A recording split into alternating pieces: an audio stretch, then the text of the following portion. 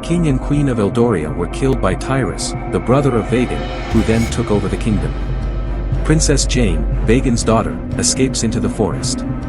The goddess Elora tries 2 times to save the princess because of a challenge from the god Athra.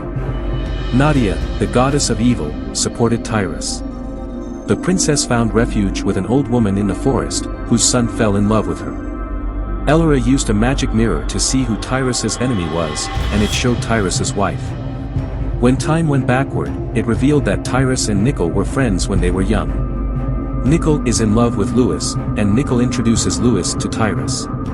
Tyrus, mesmerized by Lewis's beauty. Tyrus takes Nicol with him to battle against a tribe and secretly killed him. The king Vagan knows about Nicol's death through a spy. In the middle of the night, someone set fire to Tyrus' room to try to kill him.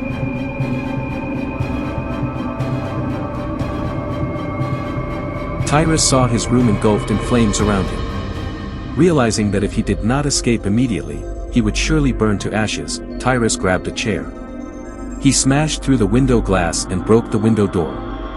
With his strong hands, he began bending the window bars, which were unable to withstand his strength. Tyrus successfully bent the bars and escaped through the window.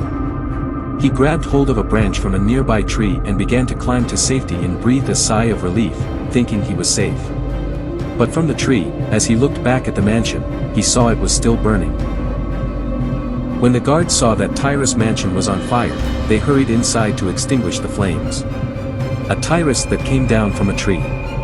He wondered who might have conspired to kill him. The enemy couldn't have come from outside, it must be someone close to him. He wondered who it could be. 2 guards stopped a young man wearing a hoodie in front of him.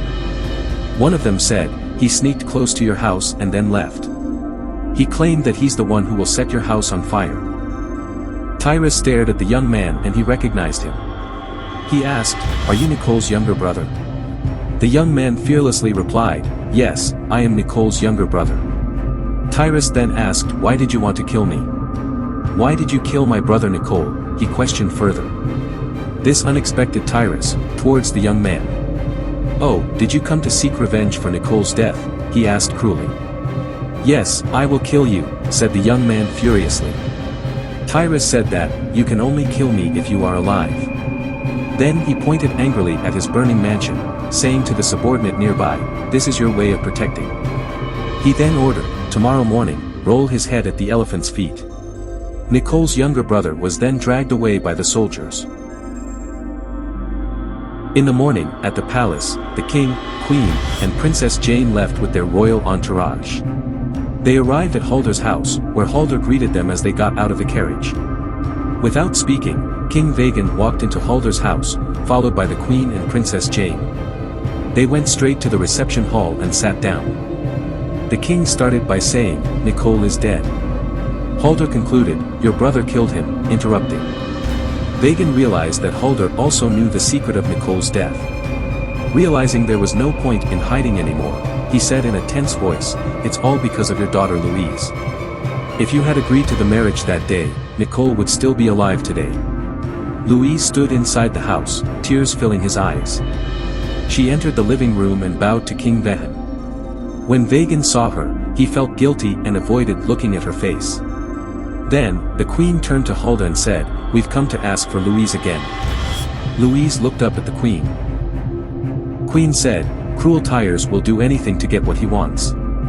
Now he wants Louise to be his wife. That is Nicol's death." Louise looked at the queen and asked, "How can I live, knowing he treacherously murdered my lover, who was supposed to be my husband?" Vagan looked at her and replied, "There's no other choice.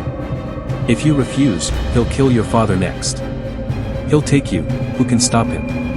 "Can't you?" asked Halder. Vagan said, "No, because he's my brother. If I go against him, only one of us will survive." Vagan, looking at Louise, said, "Your life is at your end. Will you live like a princess in the palace or become one of Tyrus's slave girls? Think carefully and decide." After a moment of thought, Louise told King Vagan, "I will marry Tyrus." There was determination and passion in her voice.